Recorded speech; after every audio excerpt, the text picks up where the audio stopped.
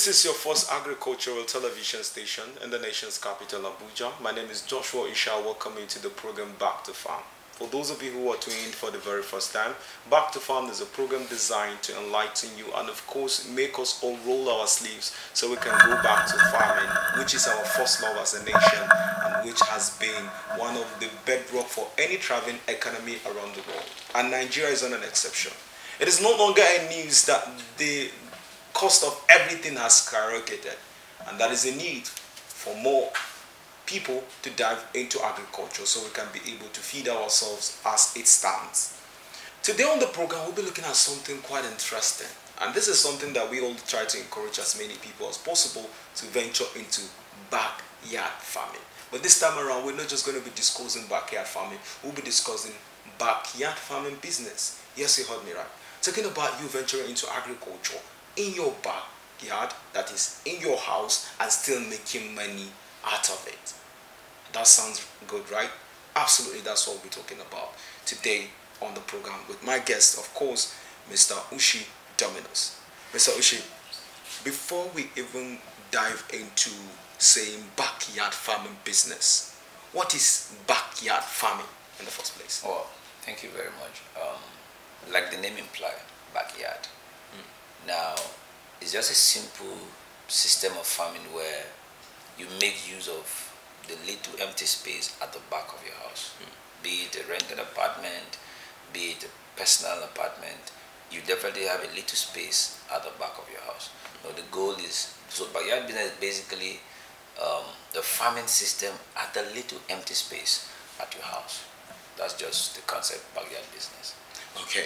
Now, this backyard farming, a lot of people have really seen it as something dirty. Yes, something dirty, something not really, something that will rake in money. You know, I think I've seen you post something like when you farm what you eat, it's like you print your own money. Yes. So what's the rationale behind? Okay, now, assuming now like there's a large outcry of a cost of basket of tomatoes. Somebody I read on social media a few days ago that a basket of tomatoes go for about 100 and something thousand in Lagos now.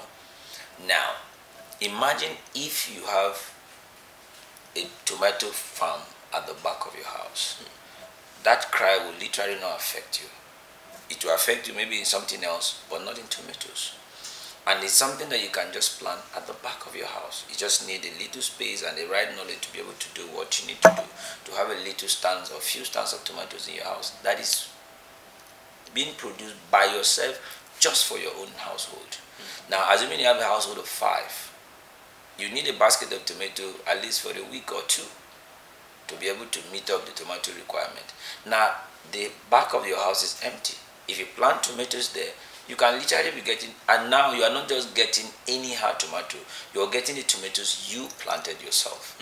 You can be sure of the kind of system that you use in planting your tomatoes. Now we talk about organic farming. You can only achieve 100% organic farming if you do it yourself. You know what you're doing. Now, because of lack of trust, if you're buying tomatoes and they tell you it's an organic, how are you sure it's 100%? But if you do it yourself, you know what you are bringing out for yourself. You know when you need it, and you know when to use it because it's at the back of your house. So it's as simple as it looks. Oh, quite interesting. Well, now, backyard farming, of course, you're a consultant when it comes to it, and say someone is a retiree now and probably want to venture into one backyard farming. What crop will you actually, or what sort of backyard? Will it be livestock? Will it be plants, crop? What specifically is you know, when it comes to retirement, we're talking about people who are a bit aged, yeah?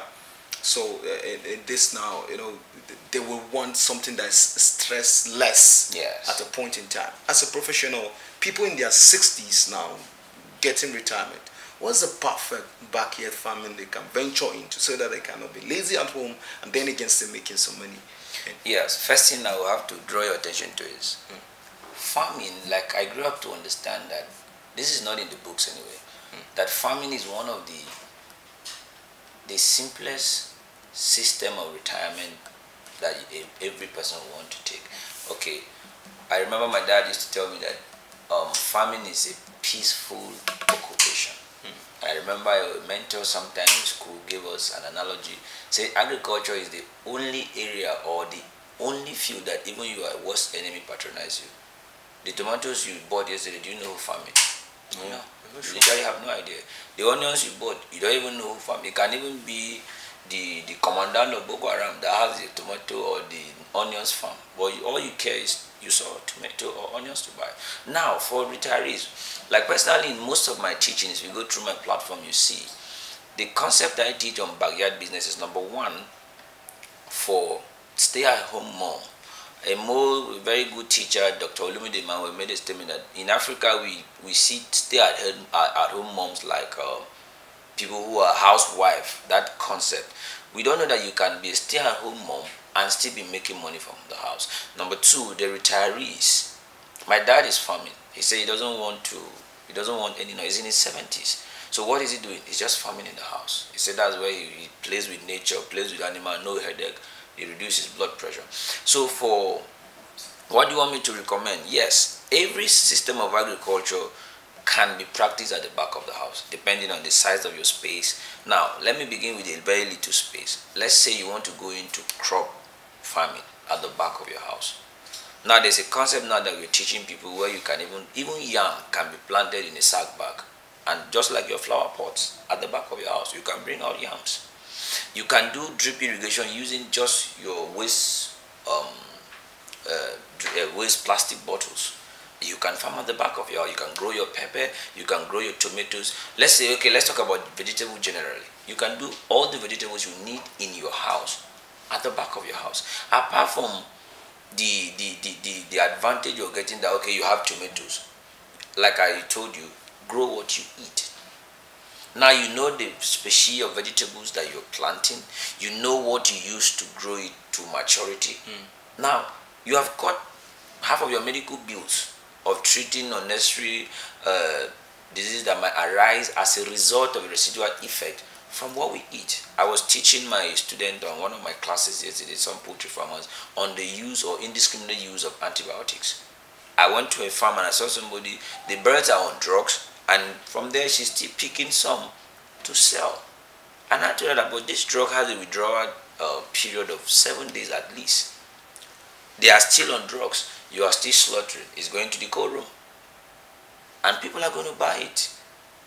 And they feel, okay, they're enjoying chicken, but the drug residue is there.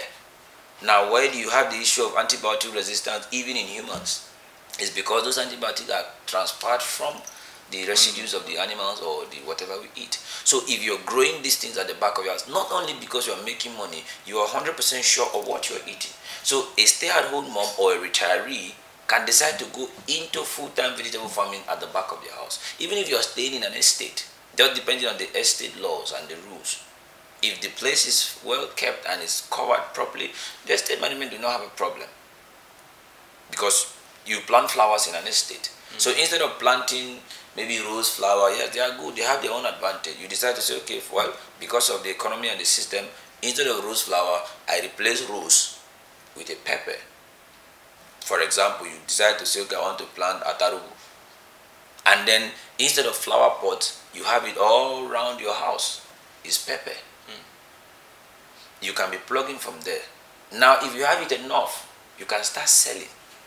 You have reduced the cost of vegetables from your meal plan in that month or in that season that you're planting. Let's say you are a stay-at-home mom and you have about 100 stands of those at the back of your house. You know how many pepper you're going to get from that place? You can decide to sell to your friends. You're making money. The money your husband gives you for the monthly budget, maybe for food, you can say, okay, the money that is supposed to go for vegetables is for me because you planted it. That is your business at the house. You can decide to sell. And then apart from selling, you are sure of what your children, yourself and your husband is eating. Now for an old retiree, like I made example of my dad, he's in his 70s. You go there now, like I'm talking to you now, you go to the other, maybe he's there gisting with chickens. Imagine. You can be like, this chicken, you're stubborn, come to this side. And then you see him and then you start psychologically. Yes, he doesn't have any headache jumping on every year, shouting here and there. When he's done from there, every morning when he wakes up, he goes straight to his garden, try to feed his birds and the rest. So we have talked about tomato, pepper. You have other vegetables that you like, pumpkin, the one you call ugu and the rest, you can plant it and it forms a very good ropes in the house and it looks like a shade. But on it comes the vegetables for the house. I remember if you check one of my YouTube video, you see that I went to an estate somewhere in Efab Metropolis. The woman who planted some very good variety of pumpkin ugu now. And if you look at it under the flower, instead of normal flower that other people have, all he has was that ugu. And then by the side of it, we planted some grapes. Now the woman just stayed there, picked her grapes and used. You know, in Abuja now, a pack of grapes is around 4,000. That is by the street. If you enter the mall, of course, you know, it's a different story. Now she has it at the back of her house. She has ugu there. And mind you, she has this spice leaf, what do they call it? Curry. We planted some of them using the. So all the flower pot that they were supposed to use to do their flowers, and we turned all the flowers into vegetable farms. And it's an estate, a very big estate. And it's fine, it's clean. Then lastly, the last time I went there, we now introduced snail into some of the space. So we selected some area and then we introduced the backyard business for snail farming. You and I know that one snail now costs at least 1,200, depending on your location. If you are in the city, you know what I'm saying. Now you can decide to go into snail farming at the back of your house. One of the advantages of snail farming, it doesn't have that loud smell. So even if you're in an estate, it's still at the back of your house and you have snails there coming out, because a meter or so can carry about maybe 40 snails. So you can't tell me you don't have up to a meter space at the back of your house. That definitely is not a house, because every house has a little space and you can create any system. You can decide to use a box. It can even be a movable box at the back of the house. You can grow your snails. You can grow other small micro livestock if you choose to. Now, because when we talk about micro livestock or small animal food, maybe literally think of birds. Yes, of course. If you have an estate or if you live in a house that you don't have those rules, you can decide to go into full-time poultry production. I was in one of the areas in Kubwa yesterday, and a woman has about a 600 capacity poultry farm at the back of her house. She told me, yes, backyard businessman, I have a backyard that I'm using very well and very beautiful. She has, as of when I went there, she has 600 birds, good ones. I just went to check and look at, see how they are doing, and the whole compound. What amazed me that the whole compound was very neat and clean. Even her neighbor was like, now mama, they give us chicken, and everybody was excited. Now her neighbor was even happy because she is able to get at least 1 or 2 birds from her. So there are a lot of opportunities in backyard business, both for retirees or a stay-at-home mom. Dr. Olumideman will say there's nothing like housewife, unless if you don't know what you're doing.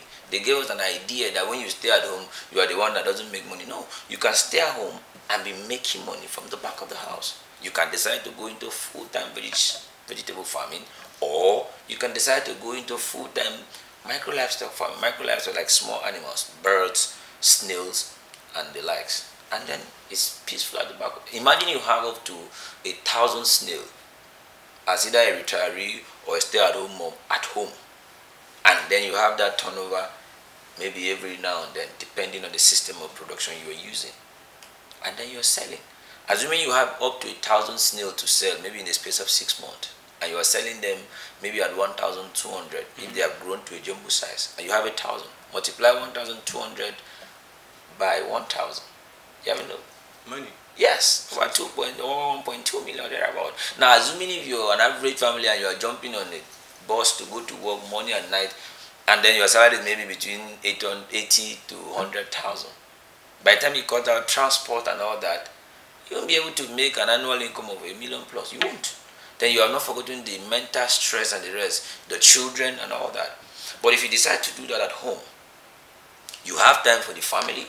You have time to do your children homework. There's no need for an extra lesson teacher. You're a lesson teacher yourself. You are a mother at home. You are still making money. Your husband returns, or whoever is at home, either the husband or the wife. It's a two-way thing. The husband. I have a friend whose wife works. He stay at home. There was a day I visited. He was there with his baby.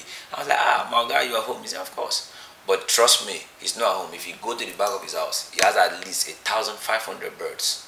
So that's what he does. So in every 5 weeks, 6 weeks, he push out about 1,500 birds into the cold room for people, off takers who come to take it. But when he tell you he's not working, he's at home, there's no job. No, he's doing something powerfully at home. Imagine you have up to 1,500 birds.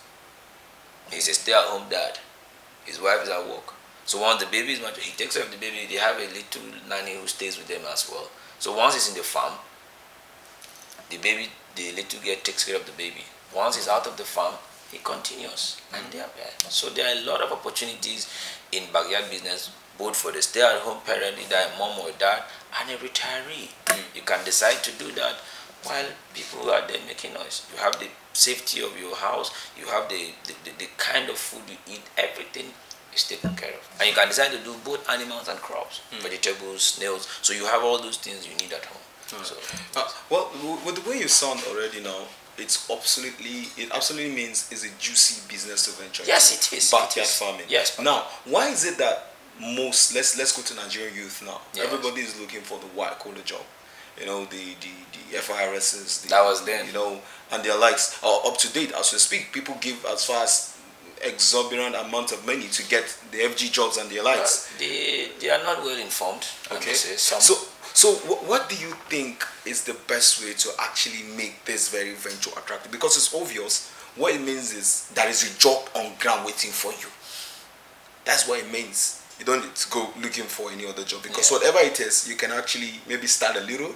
Maybe you can go with the Popkins. That I think will not cost you much if you want to go into maybe poultry, which is quite expensive if you ask me. So why do you think that youth really are not really very, as you speak, most of your customers, I will tell you, are not youth. Yeah, they will be your people. 90% are not youth. Yes. So why is that? So why is this whole narration? Meanwhile, as a youth, it means you can spend more time. You can venture into more different crops. So it means at the end of it all, if you venture into it properly, every month you are selling something off. Yes. So why is this backyard business not being adopted by the youth? It's still being done by our parents till date. Why is that so? Well, like I said when you were talking, I said maybe probably some of those people who are still just patiently waiting to get the supposedly white collar job, maybe they are not well informed, or they are still within the environment where they think getting. If you know anybody, any youth now who has been able to study well, will tell you salary does not make you a billionaire. And one of the things that every youth of this generation wants to be, everybody wants to be balling, right? That's the word. Now, how do you ball on a salary of maybe 200,000? You won't be able to ball by the time you cut all. So the goal is that probably the youth are informed. A lot of youth are informed now, and because my most revered mentor, Apostle Selma, sent some youth for training. That was one of the objectives, is to make sure these people, when they come out of that training, is still in the area of agriculture, in the CSS group of farm, a very mighty farm. Now the goal is to make sure these youth go back into the society and do something in the field of agriculture. Everybody that went for that training are below their range of maybe 35 to 35 below. You see, so those are youth. And then I remember one of the senators who came there, a former governor, Senator Dixon. He said he's encouraged and he's going to maybe try to do something like that in his constituency. Now these are youth. Now influence, like he defined it, my mentor, is influencing one person per time. Now those group of 200 youth will be able to translate that into society. Now to make it a very general concept, yeah, most of the youth are aware, some, but again, they don't want to follow process. People just want something they can jump corners, boom, and then it become yes. And it doesn't work like that. Now this kind of business, this backyard business, it takes time, patience to build. For example, now if you go to my house now, under my staircase, I have like 10 turkeys there.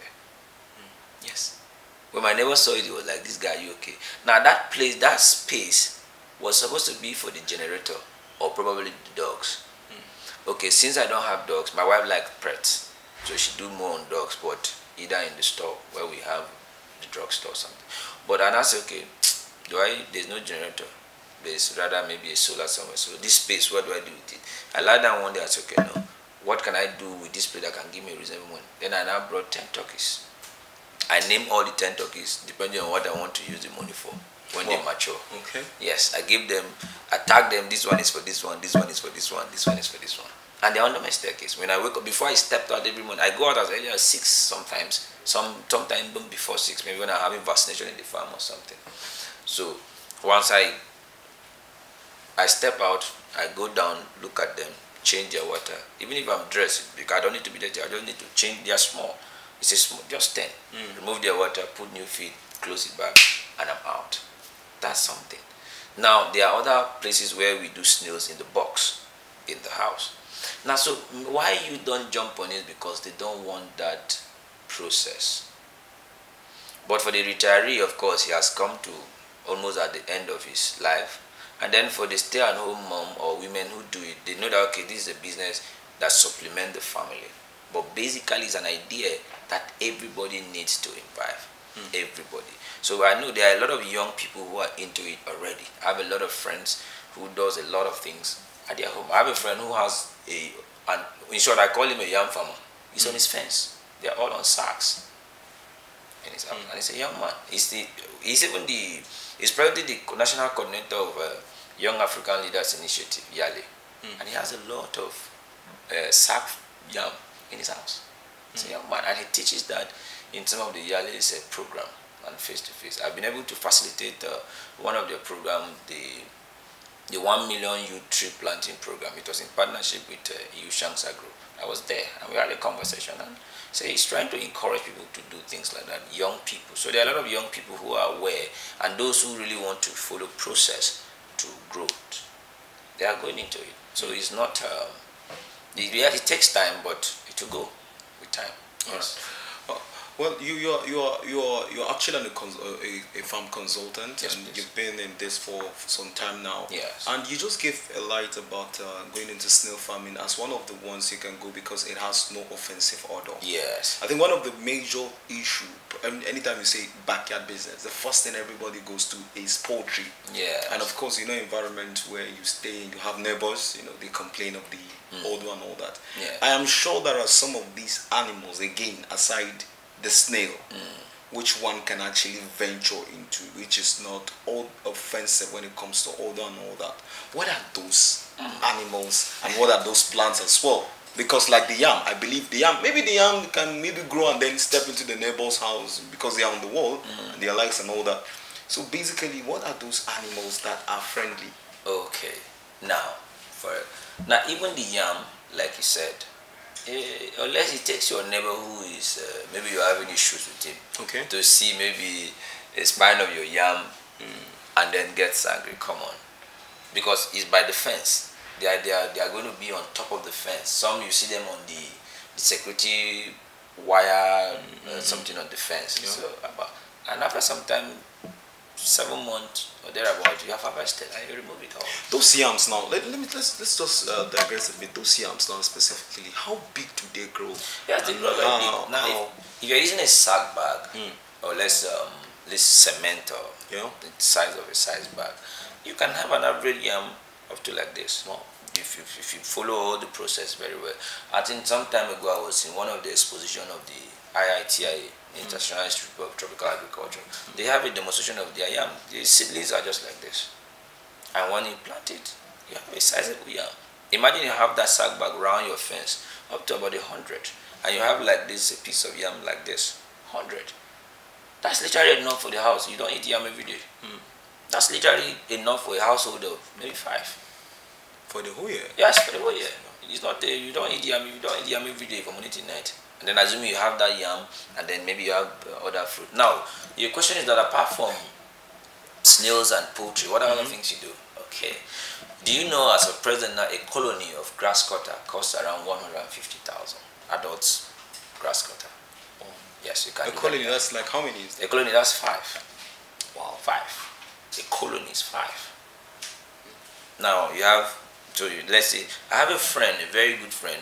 We've been talking for a while now. I think his class should start next week, or if I'm not mistaken.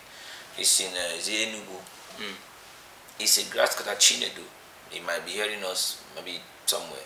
He's a grass cutter farmer, internationally recognized, registered grass cutter farmer, and he has been teaching that in a laboratory for some time now. Now he has a very good system. You just need a box. It can be well constructed, just like in a size like kind of like a wardrobe. Yes, it's a hutch, and then you have your grass cutter per colony in that place. Now, assuming you have a grass cutter colony of A colony is 5 grass cutter, either a male and 4 female, or 2 male and 3 females. And then they are there. They don't disturb you, they don't shout. You just hear that, and that's it. Wow. And then rabbit, you can go into rabbitry.